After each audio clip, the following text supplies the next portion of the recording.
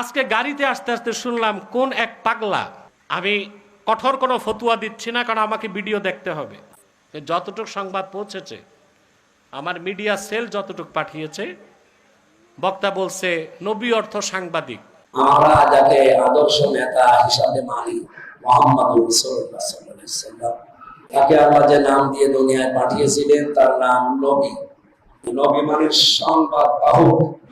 সংবাদ যারা বহন করে তাদেরকে আমরা সাংবাদিক বলি। এই অর্থে নবীজি সাংবাদিক ছিলেন। এই মূর্খ বক্তাটা কি বাকুরাতুল আদবটাও পড়ে নাই, এসো আরবি শিখিটাও পড়ে নাই? নবী অর্থ সাংবাদিক না, নবী অর্থ সংবাদ বাহক, যেটার ইংরেজি হচ্ছে মেসেঞ্জার, আর সাংবাদিকের ইংরেজি হচ্ছে জার্নালিস্ট। আর যে কোনো সংবাদ বাহককে নবী বলা যাবে না, যে বলবে সে কাফের হয়ে যাবে। আল্লাহর পক্ষ থেকে যারা সংবাদ বহন করে উম্মতের কাছে আনতেন তাদেরকে বলা হতো নবী। আর সাংবাদিক হচ্ছে সত্য মিথ্যা কিছু বুঝে না, সংবাদ পাইলো প্রচার করলো। কোন অর্থ,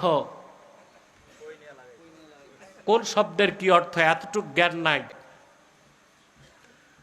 আর এই সাংবাদিক এই রকম একটা ফালতু শব্দ আল্লাহর হাবিব মুহাম্মদ সাল্লাল্লাহু আলাইহি সাল্লামের আরশচুম্বী সম্মান মর্যাদার দিকে নিসবত করা জঘন্যতম বেয়াদবি। তওবা করা উচিত, বক্তব্য প্রত্যাহার করা উচিত। পড়া নাই, লেখা নাই, তাফসীরের কোনো জ্ঞান নাই, হাদিসের কোনো জ্ঞান নাই, আরবি লুগাতের কোনো জ্ঞান নাই, বাস স্টেজে উঠলো আর যা খুশি তা বলল। আল্লাহ হেদায়েত করুন। প্রথম কথা হলো যে নবী করিম সাল্লাল্লাহু আলাইহি সাল্লামের শানে, আল্লাহর শানে দ্বীনের এ জাতীয় কোর ইস্যুগুলোতে কথা বলতে আমাদের অনেক ভেবেচিন্তে কথা বলতে হবে, অনেক দায়িত্বশীলতার পরিচয় দিতে হবে।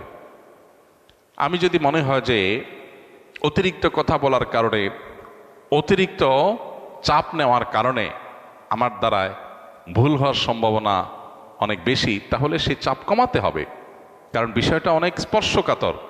নবী করিম সাল্লাল্লাহু আলাইহি সাল্লামকে সাংবাদিক এটা কোনোভাবে বলা যায় না।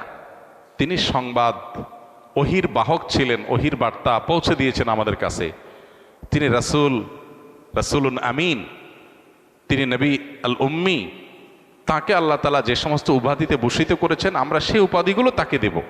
এর বাইরে আমরা নিজেরা কোনো উপাধি যদি দেই যে উপাধিটা তার শানকে ছোট করে, তাহলে সেটা তার শানের খেলাফ, তার শানের সাথে যায় না। মানুষ হিসাবে এরকম স্লিপ অফ টাং বা মানুষ হিসাবে এরকম বলার ভুল যদি আমাদের হয়, সাথে সাথে আমাদের সেটা স্বীকার করে ইস্তিগফার করা দরকার। আমাদের কেউই আমরা ভুলের ঊর্ধ্বে না, আমাদের সবারই কম বেশি ভুল হয়। ভুল হলে সেটা কারেকশন করা উচিত এবং ভুলের রেশিও কমিয়ে আনার জন্য আমাদের খুবই দায়িত্বশীলতা এবং খুবই সচেতনতার সাথে দাওয়া পেশ করা উচিত। আল্লাহ আমাদেরকে তৌফিক দান করুন।